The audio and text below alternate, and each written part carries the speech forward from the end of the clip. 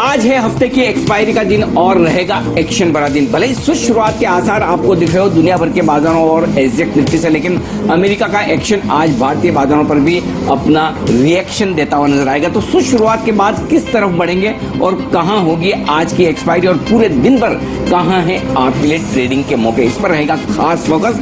आइए करते हैं शुरुआत शेयर बाजार लाइव की। स्वागत है आप सबका। नमस्कार, मैं हूं अनिल सिंघवी और नमस्कार, मैं हूं दीपांशु भंडारी। आशा तो करते हैं कि जिस तरह से कल ग्लोबल मार्केट्स में एक्शन रहा, भारतीय बाजारों में अच्छी तेजी देखने को मिलेगी, बट एक्सपायरी है और भी कई सारे फैक्टर्स हैं सर जिस पर नजर है। तो पहले बताइए कि आज के बड़े ट्रिगर्स क्या दिख रहे हैं आपको? अमेरिकी बाजारों में ट्रिगर बहुत तगड़े और दमदार आते हुए दिखे हैं दीप, और 460 अंकों का बड़ा उछाल। ये तो तब है जबकि ऊपरी स्तर से 250 पॉइंट नीचे आया डाउ, यानी कि एक बार की 600-700 पॉइंट डाउ ऊपर नजर आ रहा था। डाउ फ्यूचर्स 850 पॉइंट तक अपने लो से ऊपर बढ़ गए। तो अमेरिका में एक वो बदले की भावना वाला सेशन दिखा कि आपने गिरा के सदिया बढ़कर दिखाएंगे। नेस्डेक अप्रैल के बाद का एक दिन का सबसे बड़ा उछाल 3.25% की तेजी होती हुई दिखी, और एफआईज की तरफ से भारतीय बाजारों में लगातार चौथा दिन कल भी बिकवाली का रहा।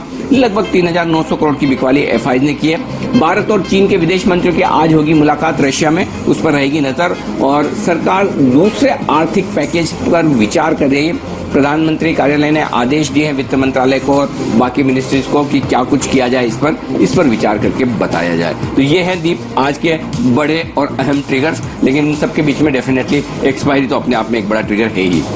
बिल्कुल लालन जी, एक्सपायरी पर तो नजर रहेगी और उसका क्या इम्पैक्ट रहता है उस पर भी चर्चा करेंगे सर।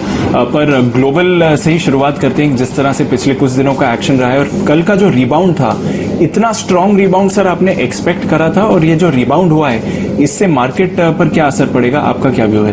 कभी कभी अंदाजा सही निकल जाता है और कॉमन सेंस से, क्योंकि कल जब मैं आपको सुबह कह रहा था तो मैं यही कह रहा था कि हम कोई बहुत बड़े जानकार विशेषज्ञ अमेरिकी बाजारों के नहीं है, लेकिन कॉमन सेंस से लगता है कि अमेरिकी बाजार रिकवरी के लिए तैयार है। 6% से ज्यादा का करेक्शन डाउ में, 10% से ज्यादा का करेक्शन नेस्डेक में, मतलब कहीं सोचने की जरूरत नहीं कि हम तेजी के मार्केट में, और तेजी के मार्केट में इतना करेक्शन हेल्दी करेक्शन होता है। टेस्ला का शेयर अगर 20-22% घट जाए, उसके बाद ऐसा थोड़ी कि टेस्ला बंद हो जाएगी, या फिर ऐसा थोड़ी कि 2 दिन पहले बहुत ही अच्छा शेयर था और 2 दिन में एकदम से खराब हो गया। तो कुछ कभी कभी क्या होता है, तेजी की तरफ भी एक्सेस हो जाते हैं तो करेक्शन आता है, कभी कभी मंदी की तरफ भी एक्सेस हो जाता है तो करेक्शन आता है। और शायद यही वजह थी कि ये एक कॉन्फिडेंस था कि 3 दिन लगातार गिरने के बाद अमेरिकी बाजार रिकवरी दिखा सकते हैं। अनडाउटेडली मैं ये फिर से कहूंगा कि मुझे उम्मीद नहीं थी कि डाउ फ्यूचर्स अपने निचले स्तरों से 850 पॉइंट का एक मूव दे सकते हैं, या दिन के दौरान डाउ 600-650 पॉइंट बढ़ सकता है और 450 पॉइंट बंद हो सकता है ऊपर। मैं तो ये सोच रहा था 250-300 पॉइंट भी ऊपर बंद हो गया तो ये एक अच्छा होगा,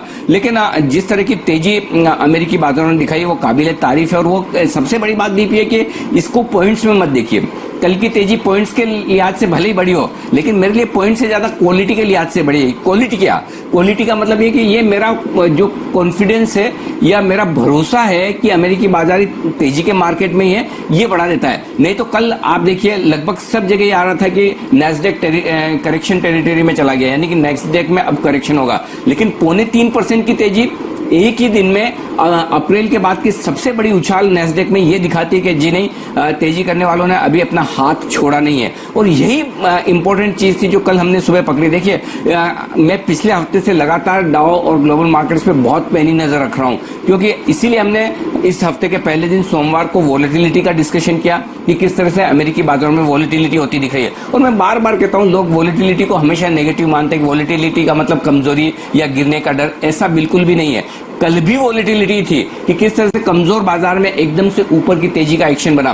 तो ये वॉलेटिलिटी अगर आप सही पकड़ पाए तो आपकी दोस्त है, और नहीं तो इससे बड़ा दुश्मन ट्रेडर्स के लिए कोई है नहीं। और इसी को अगर आपने सीख लिया, समझ लिया और दोस्त बना लिया, तो फिर मार्केट का टॉप बॉटम छोटे मोटे जो इंट्राडे के करेक्शन या 2-3 दिनों के करेक्शन में ऊपर में बेचना, नीचे में लेना, ये आसानी से पकड़ सकते हैं। और मुझे इस बात की खुशी है कि जी बिजनेस के दर्शक शुक्रवार और सोमवार से ही सतर्क थे। हम लगातार आपको तेजी की पोजीशन कम करने की बात कर रहे थे। तो कल जब सब लोग पैनिक में थे दीप, तो फिर इसीलिए हमने एक ये कॉल लिया कि अब जब करेक्शन हो चुका है, निफ्टी जब अपने ऊपरी स्तरों से लगभग 600 पॉइंट यानी 6% के आसपास का करेक्शन दे चुका है, डाउ 6% का करेक्शन दे चुका है, आप डाउ को उसी तरह से देखिए जैसा निफ्टी है, नेस्डेक की तरह बैंक निफ्टी को देखिए। बैंक निफ्टी का करेक्शन 25,232 के हाई से 22,080 के आसपास का, यानी कि लगभग 3,100 पॉइंट का करेक्शन बैंक निफ्टी दे चुकी है। तो बैंक निफ्टी में करेक्शन 10% का हुआ है, 10% से कुछ ज्यादा का, 11-12% का